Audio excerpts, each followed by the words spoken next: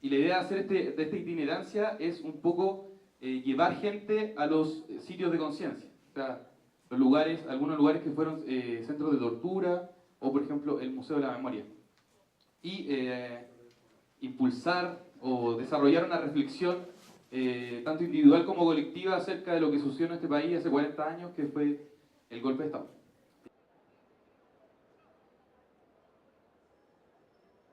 Yo lo felicito por la obra, me cuesta reírme, porque yo la pasé mal. Pero encuentro de que toda esta generación de gente joven vale la pena, tienen que verlo y no tienen que olvidarse. Yo encuentro de que si ese día hubiesen muerto a Pinochet, hubiese sido justo, porque hubiese sido la justa venganza. Yo cuando después fui al cementerio general y vi los miles de muertos, porque me dediqué a contarlos, son miles, ¿ya? Y la cantidad de desaparecidos, yo dije, no, con mayor razón, este hombre y los suyos, que yo llamo sus secuaces, en realidad merecían que los reventaran, y ojalá ese misil o ese antitanque nunca hubiese fallado, porque yo creo que hoy día estaría tranquilo, porque no encuentro que hubiese sido una justa venganza del pueblo de Chile, de la gente que ya estaba cansada, contra estos personajes que se volvieron locos, haciéndonos sufrir. O sea, hay una de las cosas que a mí me emociona, es ver a tanta gente joven, ¿cierto?, hoy día en este teatro. ¿Ya? Me gusta. Me gusta que ustedes se preocupen del tema, que es un tema sumamente importante. ¿Ya? Tengo que decirles que yo soy de Concepción y soy un ex sobreviviente de varios campos de concentración en Chile. ¿Ya? Y pues casualidad de la vida me encontré con ustedes hoy día y los vine a ver.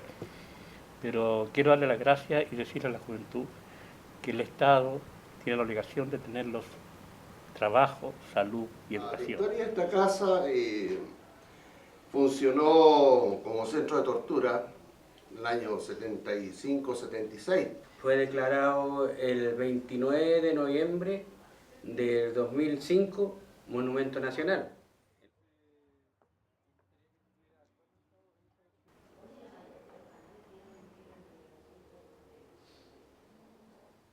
En esta parte lo tenían en esa forma, así más o menos amontonados en los casilleros.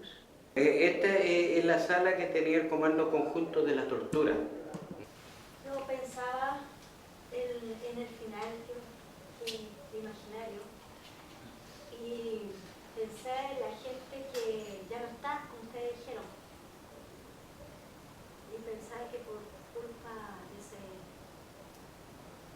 hombre que está ahí, no están. Y no hay gente que uno conoció, ustedes son más jóvenes, pero no por eso no son parte de esta historia, porque esta historia nos pertenece a todos como país, como nación, como queramos.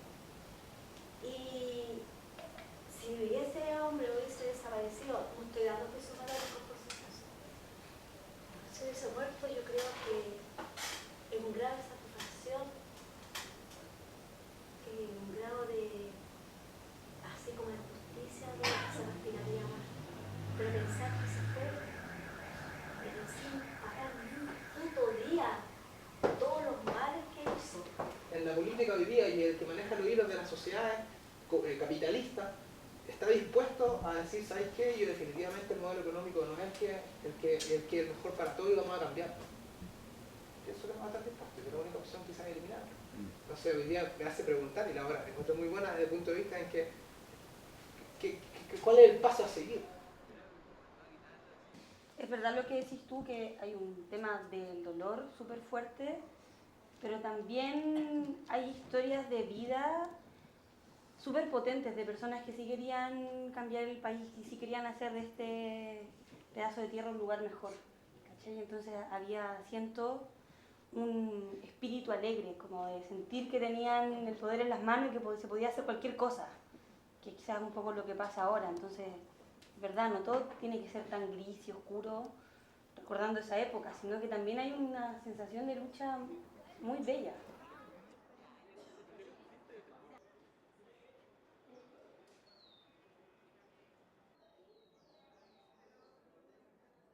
Agarrándome de lo mismo, primero que todo, encontré muy buena la obra, entonces felicitarlos. Yo no los conozco como compañía, o sea, ahora un poco, y lo encontré muy bueno, me entretuve y todo.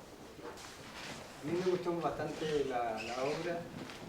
Me llamó mucho la atención el poder, digamos, que ustedes hayan logrado a través de una comedia que nos hizo mucho reír, tratar temas tan sensibles, temas tan profundos, y creo que lograron transmitir eso.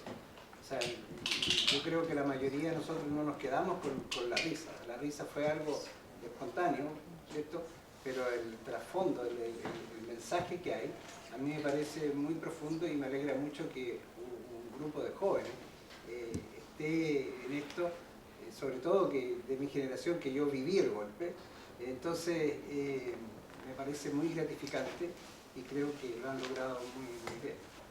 A mí me parece además súper potente la tecla del humor. Yo creo que ahí hay un punto que para las distintas generaciones se lo viven de manera distinta, ¿no? Yo me imagino que para la gente que fue parte de estos procesos de lucha les debe costar un poco más reírse de ellos mismos. Pero yo creo que el poder reírse y el poder sintonizar con la complejidad, ¿no? Y un poco el ejercicio catártico que vivimos todos nosotros acá de matar al tirano, yo lo encuentro súper potente. Con respecto como al humor, algunas personas pueden tener una visión de que el humor es bastante simplista y que uno se puede llegar a burlar de las cosas con el humor, pero yo siento que es totalmente lo contrario. La crítica humorística es muy profunda, muy inteligente.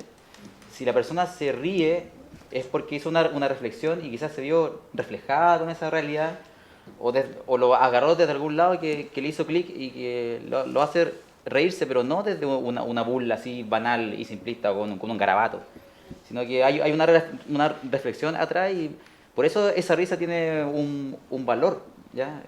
No es que sea como ya tiremos la talla como porque sí, sino que...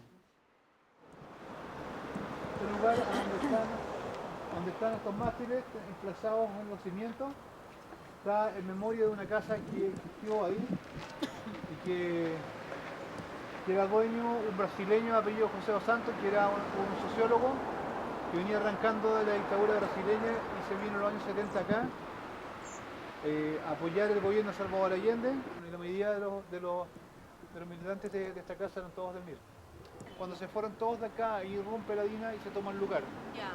Ahí lo ocupa como centro de tortura, de detención y desaparición de personas, y este se llamaba Cuartel Ullagüe, ese era el nombre que le daba la DINA a este lugar. Esto después se presentó un proyecto arquitectónico para un parche a la herida que habían hecho con habernos quitado la casa, y el gobierno de la Bachelet decide comprar, aceptar el proyecto arquitectónico de Cristian Solano, que el arquitecto que hizo este lugar y que es miembro del directorio.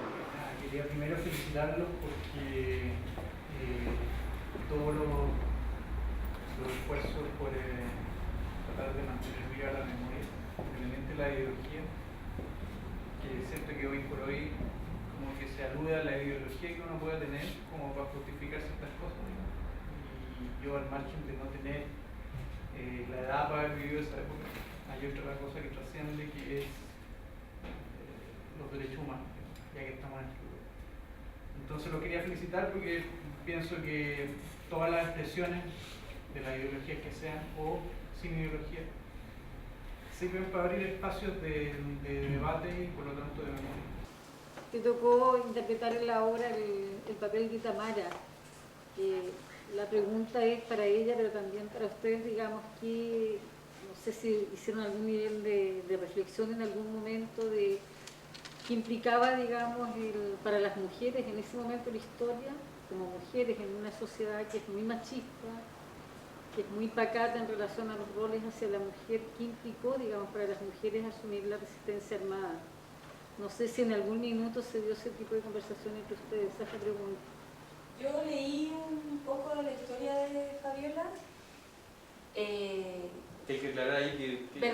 Tamara, y lo que me llamó más la atención era que ella tenía un hijo y tuvo que dejarlo porque decidió unirse al frente, y mostraban la otra vez como un documental en cómo criticaban el rol de madre que tenía ella por haber dejado como abandonada a su familia y haberse ido a haberse unido al frente y haberlo dejado como con el padre.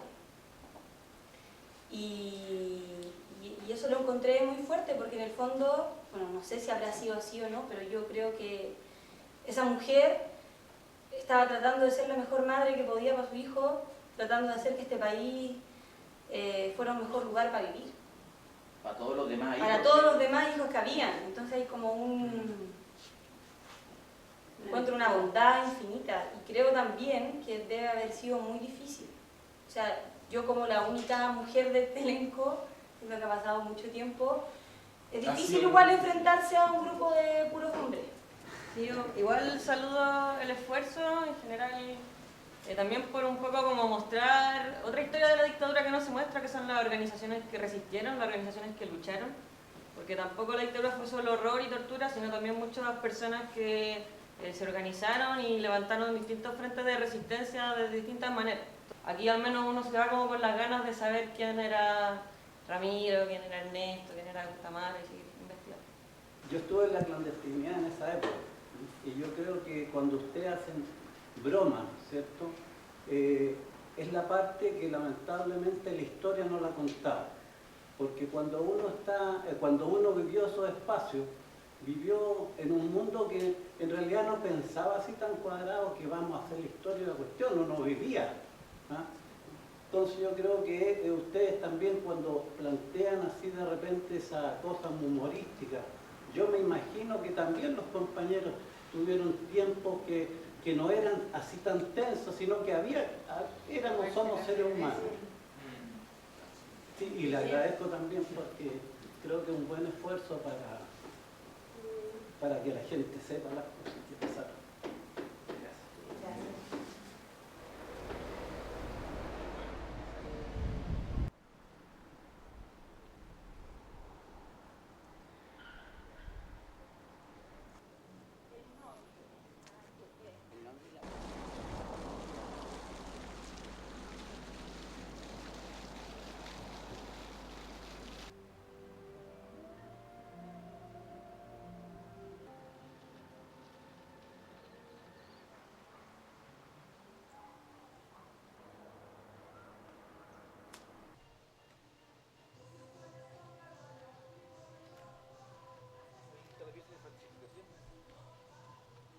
A mí me gusta mucho más esta versión de la historia que la que viví yo, sin duda.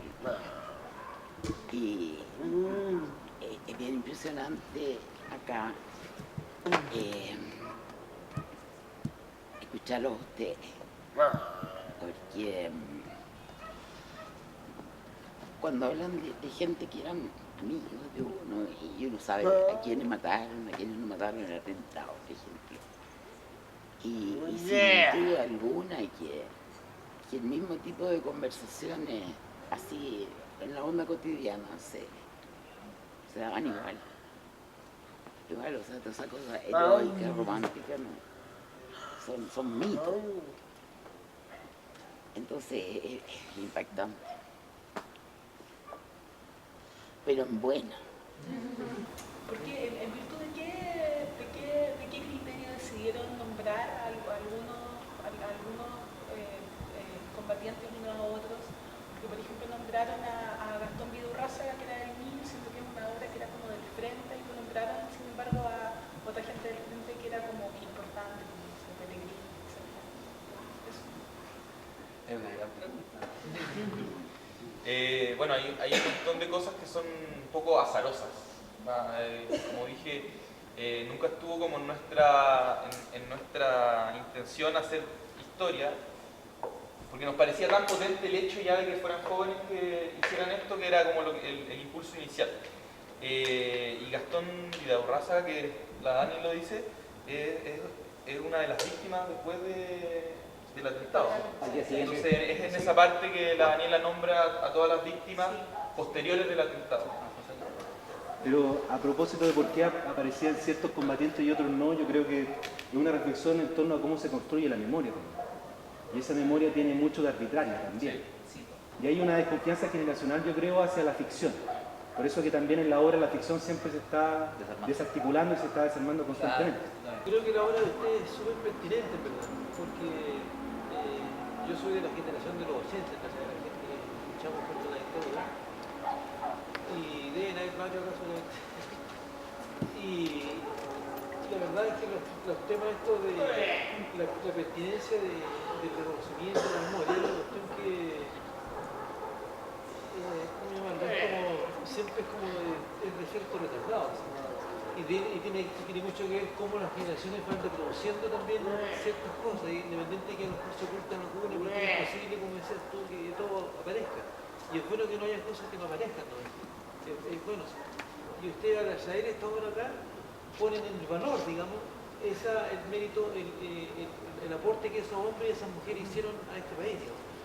Entonces es muy importante lo que hacen, porque es reproducir algo, están instalando algo y siguen en el fondo derribando unos muros, derribando el silencio de quienes han querido silenciar, digamos, eso.